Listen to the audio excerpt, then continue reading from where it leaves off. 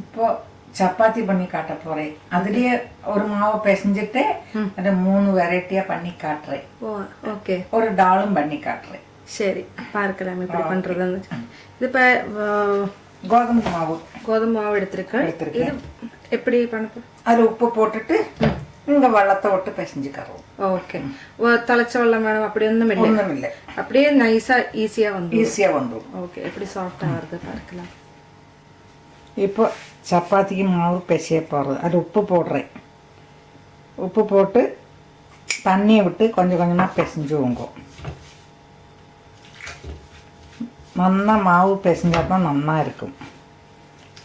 ஊற வைக்கணும்னா கூட ஒரு அரை மணிக்கு ஊற வச்சா கூட நல்லா இருக்கும். அந்த மாவு ஆனதுக்கு அப்புறம் இல்ல. ஆமாம். இப்போ உங்கள்கிட்ட கிரைண்டர் இருந்தால் கிரைண்டரில் போட்டு பிசைஞ்சுவோங்க. அதுக்கு தண்ணி அளவு என்னது இருக்கா? தண்ணி அளவு இருக்கு. ஒரு கிளாஸ் பொடிக்கு ஒரு 3/4 கிளாஸ் வெல்லம் விட்டுவோங்க. இருக்கும். அதுல எண்ணெய் ஏதாவது விடுவோம்? இல்லை இல்லை. ஓகே.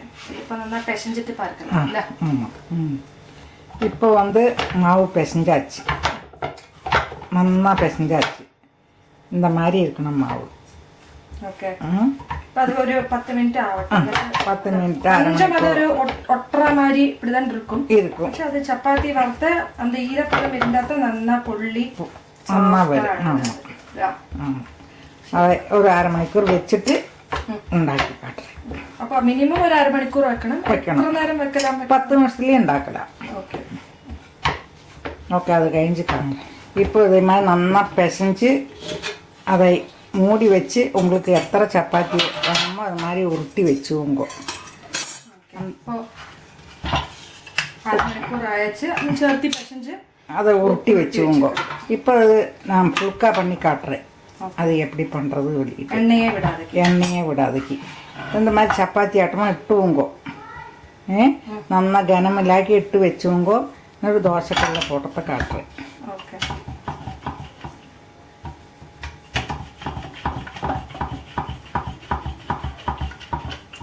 அப்பப்போ வேணும்னா மாவு போட்டுட்டு எக்ஸ்ட்ரா வந்து கொஞ்சம் தட்டி கொடுத்துனாக்கா ஒட்டிக்காக்கி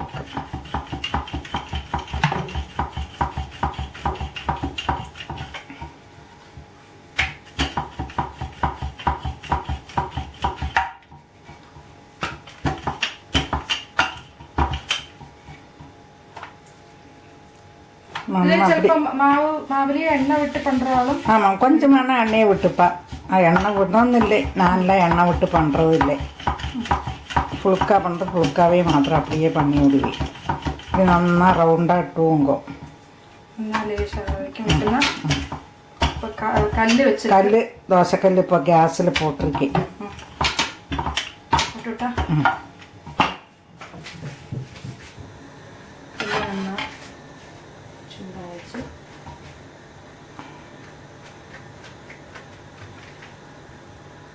அப்படி போட்டு ஒரு 2 நிமிஷம் போரும். அது வாடினது பபிள்ஸ் மேலே வரும். அந்த கலர் இப்படி சேஞ்ச் ஆக தொடங்கும். அதை எடுத்து திருப்பி போடணும். പിന്നെ இந்த சமயத்துல திருப்பி போடணும். ஸ்லைட்டா பபிள்ஸ் வருது. எல்லாருக்கும் தெரியாததான் சப்பாத்தி. தெரியாத பேருக்கு தான் நான் சொல்கிறேன். தவிர நிறைய பேருக்கு தெரியும் இது எப்படின்னாக்கா. இப்போ சிலப்போ கல்யாணம் கழிஞ்சவங்களுக்கோ அவளுக்கோ தெரியாது. அவளுக்கு கூட இப்போ தெரியறது. ஆமாம், எல்லாருக்கும் தெரியறது. ஆனால் நான் செஞ்சு காட்டுறேன். நல்லா ஹையில் இருக்குல்ல? ஹையில் இருக்கு. ஒரு ഭാഗം വാടിയച്ച് இன்னொரு ഭാഗത്തും വാടി തിന്നാൽ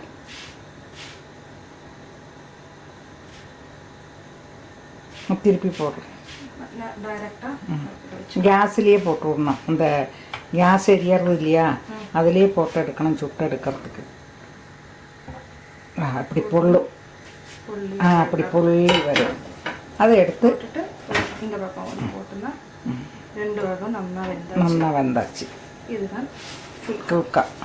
இது மேலே வேணும்னா நெய் தடவிக்கலாம். ஆமாம். இது கொஞ்சம் கழிஞ்சு ஆறி போயிடும். புல்கால அமுந்து விடும். அப்படியே இருக்காது. ஓகே. கொஞ்சம் அமுந்து விடும். நெக்ஸ்ட் இது பார்க்கலாம். அடுத்து நெய் சப்பாத்தி பண்ணலாம். இப்போ நெய் சப்பாத்தி பண்ணுறேன். பருத்தியாச்சு, அதே மாதிரி பருத்த வேண்டியது. அந்த மாவெல்லாம் நீங்கள் உருட்டி வச்சுட்டான்னா பாத்திரத்தையோ துணியோ போட்டு மூடி வச்சுக்கோங்க. ஆமாம், அது மாதிரி. இல்லாட்டா ட்ரை ஆகிவிடும். ட்ரை ஆனால் உங்களுக்கு அது சரியாகாது. நல்லா மூடி வச்சுட்டு அதை நெய் சப்பாத்தியே போட்டிருக்கேன் இப்போ.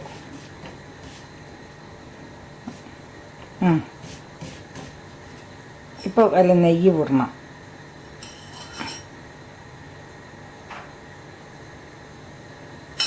இப்போ திருப்பி போட்டுக்க வேண்டியது. ரொம்ப நெய்யெல்லாம் விடலாம். உங்களுக்கு எப்படி உங்கள் அப்படி யூஸ் பண்ணுவாளோ அது மாதிரி கொஞ்சம் கொஞ்சமாக விட்டுருங்க. என்ன சார், நெய் எதில் நிறைய விட்டாலும் நல்லா தான் இருக்கும். டேஸ்ட்டு தான். ஆமாம், டேஸ்ட்டு தானே தான்.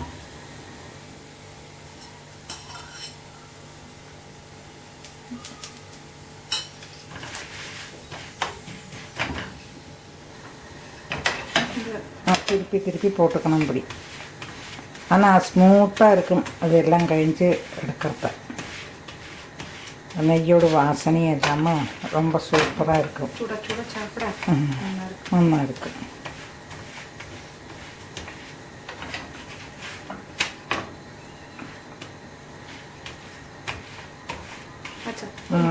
போதும்.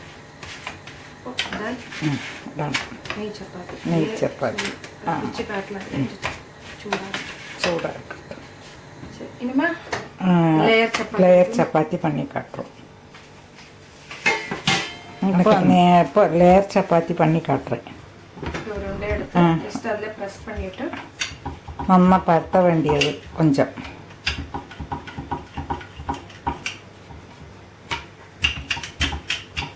மாவை தொட்டுங்க இடைக்கி உங்களுக்கு தொட்டுக்கிறது. എന്നിട്ട് നെയ്യ് തടവറവ് നന്ന നെയ്യ് തടവിയിട്ട് അതിൻ്റെ പിന്നെ കോണ്ടവയൊക്കെ വിശറിയാട്ടം മടിപ്പാളെ അത് മാതിരി മടിച്ചിക്ക് വേണ്ടിയത്. ആമാം, തിരുപ്പിയും ഒരു മടിപ്പ്.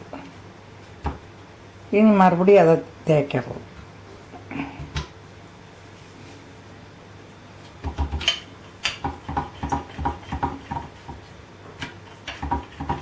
ഒന്നാ തേച്ച് ഘനമില്ലാക്കി ആക്കുമ്പോൾ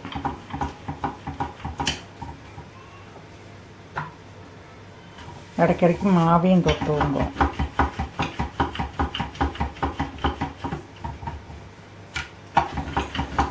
பருத்தி வச்சதை அதை வந்து தோசைக்கல் காஞ்சுன்னு இருக்கு, அதில் போடுறது.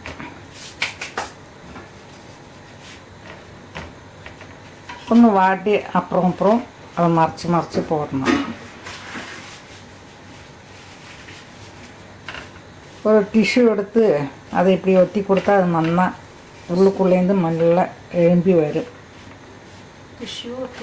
துணியோ ஆமாம், கொஞ்சம் கொஞ்சம் ஸ்லைட்டாக அமுத்தி கொடுத்தா போயிடும்.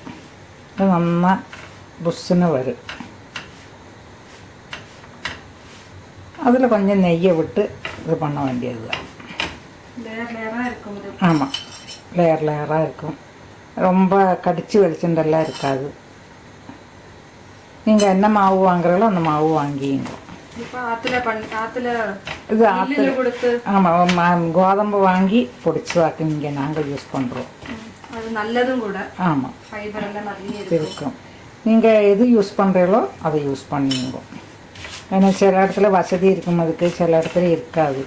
அதனால அது மாதிரி செய்யலாம். எல்லாம் மாவு பசியத்துலேருந்து எல்லாம் ശ്രദ്ധിച്ച് பண்ணிட்டா நல்லாவே வரும். ஆமாம், கஷ்டமே இல்லை இதுக்கெல்லாம். நம்ம நினச்சின்னு இருக்கோம் கஷ்டமாக இருக்குதுன்னு, கஷ்டமில்லாக்கே இதெல்லாம் செய்து விடலாம்.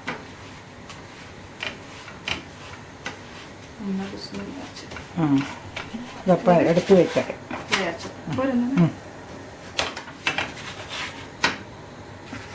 எடுத்து வச்சுருக்கலாம். இது நீங்கள் இந்த டால் வச்சிருக்கேன், அந்த பருத்த கறி இது புண்டுன்னா பாருங்க இப்படி வரும் புண்டா. இது நெய் சப்பாத்தி ஈஸியாக பிள்ளலாம். இது லேயர் சப்பாத்தி. இது இந்த மாதிரி அது லேயராக வரும். இது வந்து சும்மா நெய் சப்பாத்தி ஸ்மூத்தாக இருக்கும் எல்லாம். சாப்பிடலாம் இல்லைனாக்கா அப்படி எடுத்த உடனே அப்படி நெய்யை விட்டுனாக்கா தால் பண்ணியிருக்கேன். அது வந்து பருப்பை பாசி பருப்பை வேக வச்சு அது பொரிச்சு கொட்டி வெங்காயம் தக்காளி வெஜிடபிளும் போட்டுட்டு கொஞ்சம் எலும்பிச்சம் பொழிஞ்சு அதுவும் போட்டா போயிடும். கொத்தமல்லி இஞ்சி பச்சை மிளகாய் போட்டு அது ஒரு பருப்பு கറി. എല്ലാ വെജിറ്റബിൾസും ചേരും ചെയ്യും, നന്നാവും, വയറും നന്നാ നിറയും. ഓക്കെ.